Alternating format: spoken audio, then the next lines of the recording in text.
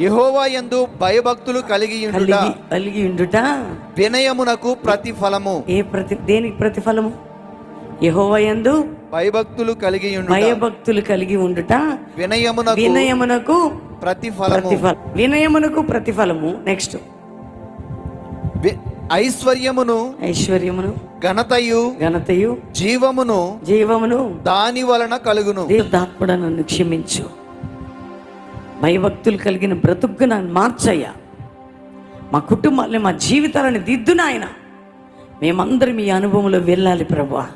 ప్రార్థనలో భయభక్తులు, పరిచర్లో భయభక్తులు, కుటుంబంలో భయభక్తులు, అన్నిట్లో కూడా భక్తి భయం కలిగిన జీవితం మాకు కావాలయ్యా. అట్టి వారిగా మాకు అది ఉంటే బుద్ధి జ్ఞానం కూడా ఉంటుంది, అది ఉంటే వినయం ఉంటుంది, అది ఉంటే ఐశ్వర్యం ఉంటుంది, అది ఉంటే ఘనత ఉంటుంది, అది ఉంటే జీవం ఉంటుంది. అందుకని ప్రార్థన చేసుకోండి. తండ్రి, ఎంతమంది బిడ్డలు ఇలాంటి ఆశ కలిగి ఉన్నారో నెరవేర్చండి, ఆశీర్వదించండి, కృప వెంబడి కృపనియండి, ఆత్మీకంగా బలపరచండి. ఇక్కడ ఉన్నవారు, లైవ్లో ఉన్నవారు, చూస్తున్నవారు, చూడబోతున్న వారిని దీవించి మీ కృప మెండుగా చూపమని యేసు నామములో అడుగుచున్నాం తండ్రి, ఆమేన్.